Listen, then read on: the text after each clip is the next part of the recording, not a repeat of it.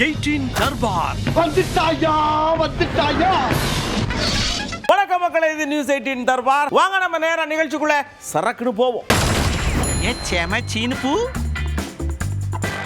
மத சார்பின்மை மாநாடுன்னு நம்ம திருச்சியில விசிக சார்பில் ஒரு பெரிய மாநாடு, அதாவது பேரணி மாதிரி நடத்துறாங்க. அதுல பாருங்க, நீல கலர்ல கடல் பூரா திருச்சியில போய் முதன்னு விழுந்துருச்சோ அப்படிங்கிற மாதிரி புழு கலரா திருச்சி ஊரா காட்சி அளிக்குது. ஒரு எட்டு அந்த காட்சியை பார்ப்போமா?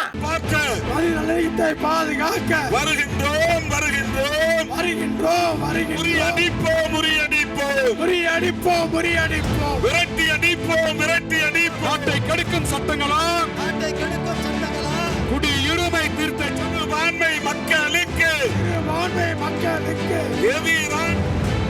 சிறுத்தைகள் நாங்கள் வருகின்றோம். திருப்பூர்ல ஒரு இடத்துல சாக்கடை அடைச்சிருந்திருக்கு.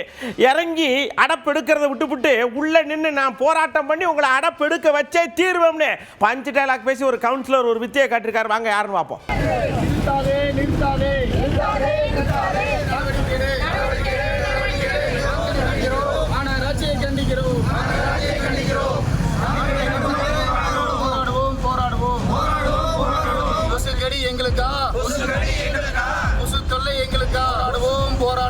அடுத்து நேரா நம்ம மதுரையில இருந்து ஒரு பிளைட் சரன்னு கிளம்புது. ஐயோ என்ன ஆச்சுன்னு பதறாதீங்க, இது ஜாலியான ஒரு விஷயம் தான்.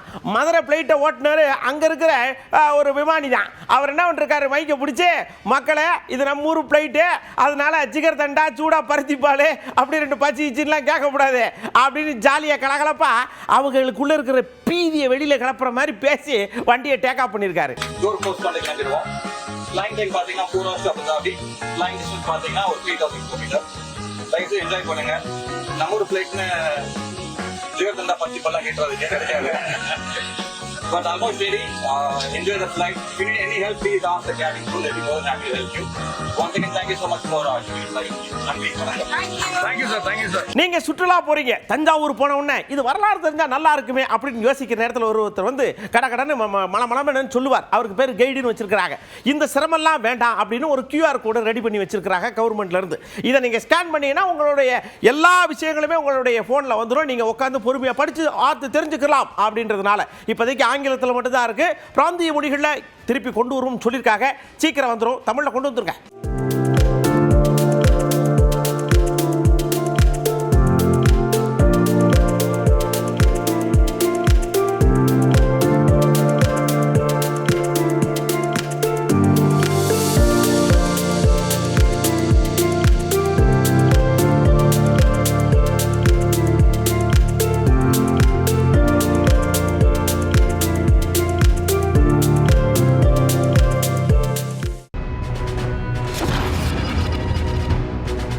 அப்படியே நம்ம மக்கள் எல்லாம் கூப்பிட்டு இங்க வாங்க, நாம டயத்துக்கு வீட்டுக்கு போகணும். அதாவது வேலையில இருந்தோ இல்ல ஊர்ல இருந்தோ நம்ம போகணும் இன்னொரு இடத்துக்கு அப்படின்னா பஸ்ஸை பிடிச்சி எந்த பஸ் போக முன்னாடி போகும்லாம் கேட்டுட்டு ஏறுவோம். அப்படி ஏறின உடனே இதெல்லாம் நமக்கு சாதகமா பயன்படுத்திக்கிட்டு இந்த தனியார் பேருந்துகள் மற்ற பேருந்துகள்லாம் ஒன்னோட ஒன்று சர்ன்னு முந்தி போகுது.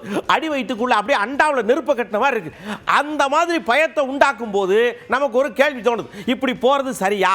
இது எந்த வகையில் நியாயம்? உங்களுக்கு தெரிஞ்ச விஷயத்தெல்லாம் சொல்லுங்கன்னு கேட்டோம். மலன்னு பதில் சொல்லியிருக்காங்க. இந்த ஸ்பீடை கம்மி பண்ணுறதுக்கு உண்டான கருவியை மாட்டி, அதாவது கவர்மெண்ட் பஸ்ஸுக்கும் சரி ப்ரைவேட் பஸ்ஸுக்கும் சரி இதை பண்ணாங்க அப்படின்னா பொதுமக்கள் வந்து நல்ல பயனடைவாங்கன்னு நம்புறோம். பஸ் வந்து போட்டு அதிகமான வேகத்தில் ஓட்டிட்டு போகிறாங்க. அந்த உரிமத்தை நீங்கள் ரத்து பண்ணினீங்கன்னா இந்த மாதிரி சம்பவங்கள் தொடர்கதையாகாமல் நிற்கிறதுக்கு ரொம்ப வசதியாக இருக்கும். கவர்மெண்ட் பஸ் வந்து குறிப்பிட்ட ஸ்பீடு தான் போகும். அதே இது தனியார் வாகனங்கள் பார்த்தீங்கன்னா அதிக வேகமாக இயக்குறாங்க. ரூல்ஸ் யாரும் ஃபாலோ பண்ணுறது கிடையாது. ஃபாலோ பண்ணி விட்டோன்னே மேக்ஸிமம் இந்த ஆக்சிடென்ட் வராது. நார்மலாக பஸ் இடத்துல போகும்போது வந்து ஸ்லோவாக வராங்க. பஸ் ஸ்டாண்ட் என்ட்ரன்ஸ் எப்பவும் வர்றதை விட அதிவேகமாக தான் உள்ள வந்து பஸ் ஸ்டாண்டுக்குள்ள வராங்க. எல்லாருமே பொறுமையா இருந்து இந்த காலத்துல எல்லாருக்குமே அவசரப்பட்டுனா என்ன செய்யறது? நம்ம மனசை விட்டு கொடுத்து போனாதான் வாழ்க்கை நல்லா இருக்கும். கவர்மெண்ட் பஸ் வருதுன்னா பிரைவேட் பஸ் அதை முந்தணுங்கிறதுக்காக, அந்த ஷாப்பிங்ல உள்ளவங்கள ஏத்தணுங்கிறதுக்காக இதை முந்திக்கிட்டு போய் ஸ்பீடா போறாங்க. அதுவே கொஞ்சம் பயமா இருக்கு. டைம் ஒரு வண்டிக்கு ஆஃப் அன் அவர் தான் டைம் இருக்கு, அந்த டைம் ஓட்டி தானே ஆகணும். அது முந்திட்டு போறதுனால விபத்து நடக்காது. கவனக்குறை வந்தாலும் விபத்து நடக்கும். பொறுமையா போயிட்டாலே எந்த ஒரு பஞ்சாயத்து வராது.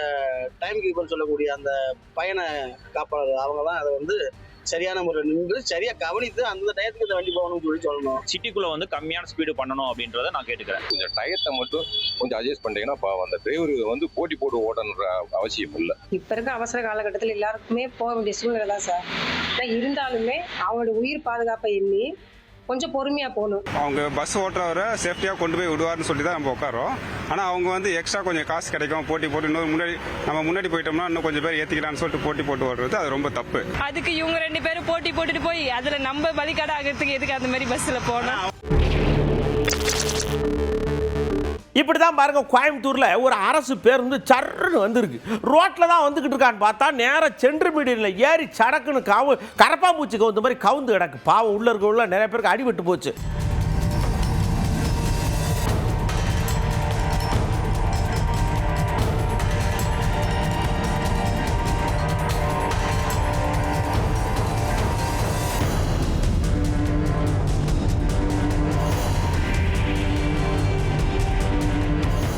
அடுத்து கோழி கடை போய் ஒரு கறியை வாங்கி சாப்பிட்ருவோம்டா அப்படின்னு போனால் அங்கே ஒரு கடை டமார்னு 10 எரியுது. என்னன்னு பார்த்தா இந்த கோழியெல்லாம் அப்படியே சுடு தண்ணியில் வச்சு முக்கி ரெக்கையை பிக்கிறதுக்காக சிலிண்டர் வச்சுருப்பாங்க. உங்களுக்கு லேசாக கசிஞ்சிருக்கும் போலுக்கு டொம்முன்னு வெடிச்சிருக்கு.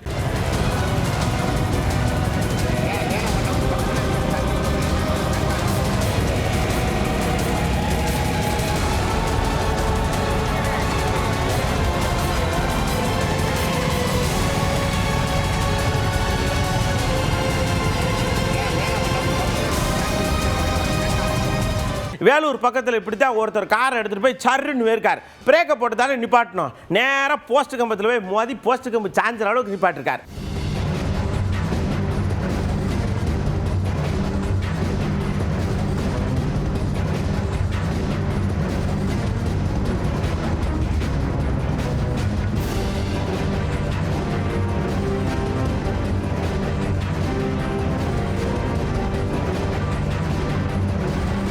அதாவதுங்க இன்னைக்கெல்லாம் பார்த்தீங்கன்னா 2 வீலர் வாங்கணும் அப்படின்னா பெரிய கனவா இருக்கு. கார் மாதிரி ஆயிப்போச்சுங்க.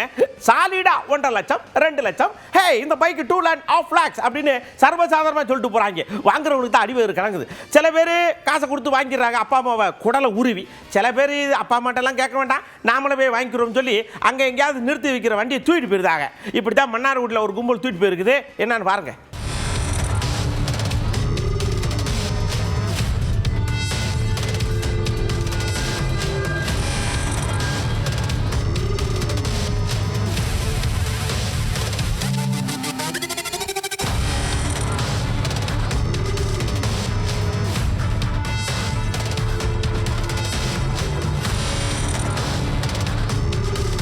முருகனுக்கு அரோகரா, கந்தனுக்கு அரோகரா அப்படின்னு பழனி மலையில் போய் நம்ம கஷ்டத்தெல்லாம் கொட்டி முருகா கந்தா எனக்கு ஏதாவது உதவி செய்யுன்னு சொல்லுவோம். இங்கே ஒருத்தர் முருகனெல்லாம் டிஸ்டர்ப் பண்ண மாட்டேன் அப்படின்னு நேராக பழனியில் கடைக்குள்ளே போயிருக்காரு.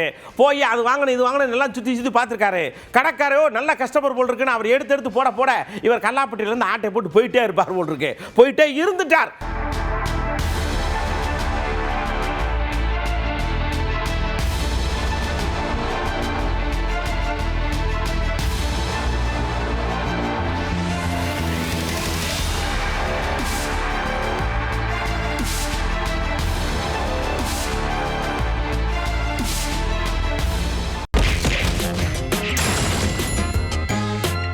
கவுண்டர் அட்டாக்குள்ள போகிற மக்களை நிறையா பூ எடுத்து ஹெலிகாப்டரை வச்சு நம்ம மாநாட்டில் அப்படியே தலைவர் மேலே போதும் கொட்டணும்ப்பா அப்படின்னு ஏற்பாடு பண்ணியிருக்காங்க. விசிகாக்காரங்க எப்பா ஹெலிகாப்டர்லாம் தூவ முடியாது அப்படின்னு சொல்லி தடை ஓட்டாங்க. இதை எடுத்துகிட்டு போய் ஐயா திரும்ப ஐயா இந்த மாதிரி பூ போடுறதுக்கு தடை வச்சிருக்காங்களே, எதுவும் உங்களுக்கு வருத்தமாக இருக்கான்னு கேட்டோம். பதில மனம் போட போக்கில் சொல்லியிருக்காங்க. கட்சியின் முடிவாக எடுக்கப்பட்ட ஒன்று அல்ல. ஆர்வத்தின் அடிப்படையில் சென்னையை சார்ந்த மாவட்ட செயலாளர் ஒருவர் தனிப்பட்ட முறையிலே அந்த முயற்சியை மேற்கொண்டிருக்கிறார். அது காவல்துறையினரால் மறுக்கப்பட்ட பிறகுதான், அனுமதி மறுக்கப்பட்ட பிறகுதான் வந்தது. இந்த பேரணியில் அப்படி மலர் தூவ வேண்டிய ஒரு தேவையும் வேறவில்லை, அவசியமும் இல்லை. எனவே அதனால எங்களுக்கு எந்த வருத்தமும் இல்லை. அடுத்து நாம என்ன பண்ண போறோம் தெரியுமா? இந்த பாஜக அதிமுக 2 பேரும் கூட்டணி சேர்ந்துக்கிட்டாங்க. ரொம்ப நாள் கழிச்சு சண்டை ஓட்டு சேர்ந்துக்கிட்டாங்க. இப்படியே ஒரு 4-5 பேர் சேர்ந்து பேசுறாங்க. யார் யார் என்னென்ன பேசுறான்னு மட்டும் பார்த்து வாங்க. நான் வந்து இந்த கூட்டணி ஆட்சி கீட்டணி ஆட்சியில எல்லாம் பாஜக ஆட்சின்னு சொல்லிட்டு இருக்கிறேன். நான் ஆனால் இன்னைக்கு நம்முடைய தலைவர்கள் ஒரு முடிவு எடுத்திருக்கிறாங்க. முடிவுக்கு தொண்டனாக நாங்கள் கட்டுப்படுகின்றோம். அது எங்களுடைய தலைவர் நைனா அண்ணா இருக்கிறாங்க, அவங்களாம் சொல்லுவாங்கன்னா இதுக்குள்ள நான் போக விரும்பல. எனக்கு தனிப்பட்ட கருத்துக்கள் இருந்தாலும் என்னுடைய இதயத்துக்குள்ள இருக்கட்டும், வேற வரும்போது பேசுகிறேன். தேசிய கட்சி மத்திய தலைமை தெளிவாக அறிவித்திருக்கிறது. என்ன அறிவித்திருக்கிறது? டெல்லிக்கு தலைமை மாண்புமிகு மோடிஜி அவர்கள், தமிழ்நாட்டுக்கு தலைமை மாண்புமிகு எடப்பாடி பழனிசாமி அவர்கள் தலைமையில மகத்தான மாபெரும் வெற்றி கூட்டணி. இருப்பிடத்தை தக்க வைத்துக் கொண்டு இருப்பதை காட்டிக்கொள்ள கருத்து சுதந்திரத்தின் அடிப்படையிலே கருத்து சொல்வதை நாம் கவனத்தில் எடுத்துக்கொள்ள வேண்டியதில்லை. புரட்சி தமிழக எடப்பாடி தலைமையிலே தான் அண்ணா திராவிட முன்னேற்ற கழக ஆட்சி மலரும்.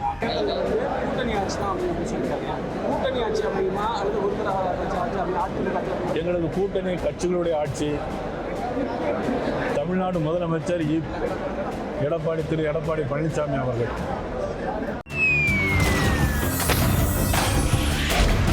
அடுத்து நாம நேரம் அழகிய உலகத்துக்குள்ள போற மக்களே, சீனாக்காரங்க சட்டுன்னு நம்மளை கூப்பிட்டாங்க. இங்க பாருங்க, எங்க ஊர்ல இருக்கிற மஞ்சள் ஆறுன்னு ஒரு பெரிய ஆறு இருக்கு இல்லையா, அதெல்லாம் நீச்சல் போட்டி வச்சிருக்கோம். உலகத்தில் இருக்கிற நீச்சல் வீரர்கள் எல்லாம் வந்திருக்காங்க. சடன்னு பட்டர்ஃப்ளை நீச்சல், முங்குளிப்பா நீச்சல் எல்லாம் அடிப்பாங்க. ஒரு எட்டு பார்த்து தர்பாரில் போட்டுருங்கன்னு சொன்னாங்க. நமக்கு எதுக்கு ரொம்ப தண்ணி கூடன்னு சொல்லி கரையில் நின்று பார்த்து என்ஜாய் பண்ணுங்க.